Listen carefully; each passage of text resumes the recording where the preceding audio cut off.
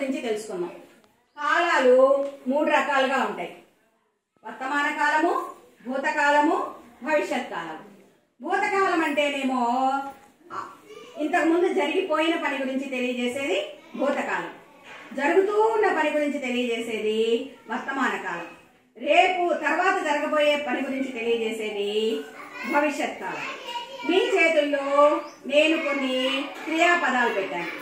ఆ క్రియాపదాలు ఏ కాలానికి సంబంధించినవో మీరు కొంచెం చదివి దాన్ని బట్టి అది జరగబోయే పన, జరుగుతూ ఉన్న పన, జరిగిన పన మీరు నిర్ణయం తీసుకొని తీసుకెళ్లి దాని కింద అంటించండి. సరేనా? ఓకే. అఖిల, నీకు ఇచ్చిన పేపర్లో ఏముంది? పాట పాడుతున్నాను. అది ఏ కాలానికి సంబంధించింది? జరుగుతున్న పని.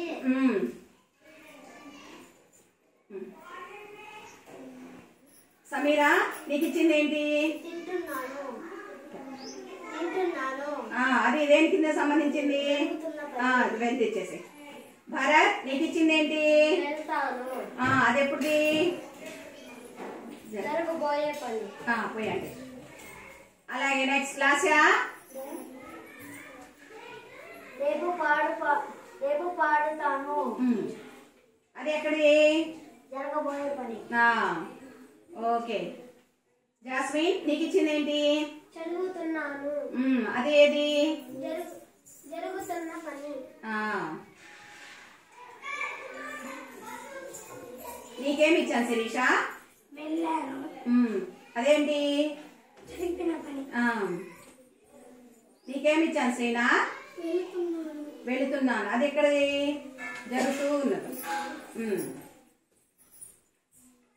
అవంతిక, నీకేమి ఇచ్చాను? తీసుకెళ్ళి ఎక్కడ అంటించాలి దాన్ని? దేనిలోకి వెళ్తున్నాను? పాడాను అనేది దేనిలోకి వెళ్తుంది? అది జరిగిపోయిందా? పాడడం జరిగిపోయిందా? పాడుతూ ఉన్నావా? జరిగిపోయింది కదా, అందుకని జరిగిన పనిలోకి వెళ్ళి అంటించు. పో. Very good. నాగేంద్ర, నీకు ఇచ్చింది ఏంటి? తింటాను. అది జరగబోయే పనే, జరుగుతున్న పనే? జరగబోయే పని. దానిలో పెట్టు. నెక్స్ట్ నీకేమి ఇచ్చాను శ్రీతేజ?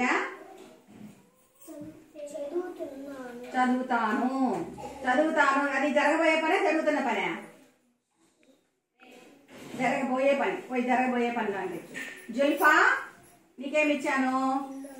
పెద్ద చెప్పు. తిన్నాను. అది జరిగిన పనే, జరగబోయే పనే?